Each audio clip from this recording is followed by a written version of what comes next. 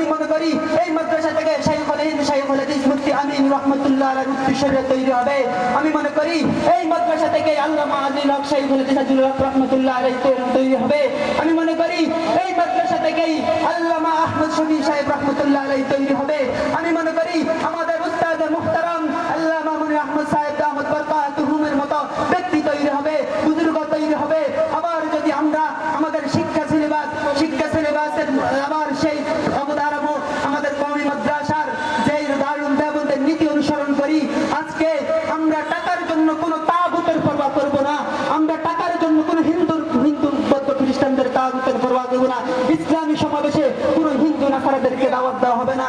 এসব যদি আমরা আজকে করি তাহলে আমরা আবার আগামী এই মাদ্রাসায় মডেল হয়ে যাবে সারা পৃথিবীর মধ্যে। আফসোসের বিষয় হচ্ছে দারুল দেওবন্দ বন্ধ করার চক্রান্ত চলছে এবং ভেঙে দেওয়ার চক্রান্ত চলছে। আমি বলবো সকল মুসলিম উম্মাহকে, সকল ছাত্র জনতাকে, আজকে ওলামায়ে কেরামদের উপর ছাত্র জনতা বিশ্বাস রাখে না, ছাত্র জনতার উপর কিন্তু ওলামায়ে কেরাম বিশ্বাস রাখে।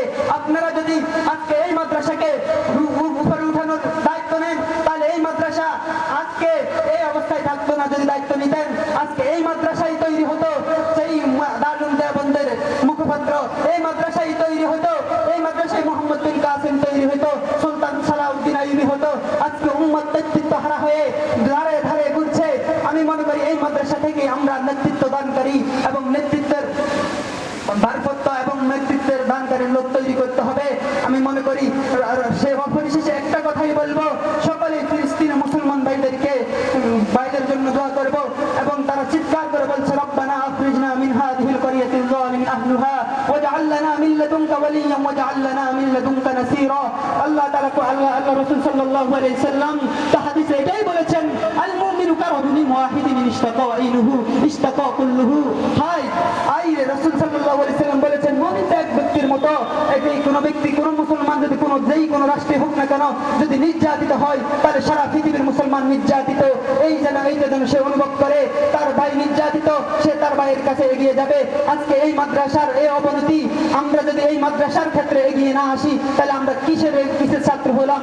আমরা এই মাদ্রাসাকে আমাদের সেই দারুল দেওবন্দের লক্ষ্য উদ্দেশ্য নিয়ে আমরা বেড়ে উঠাবো ইনশাআল্লাহ।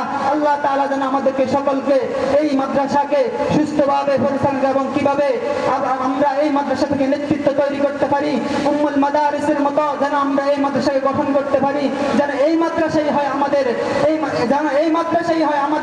বাংলাদেশের মধ্যে প্রধান কেন্দ্র।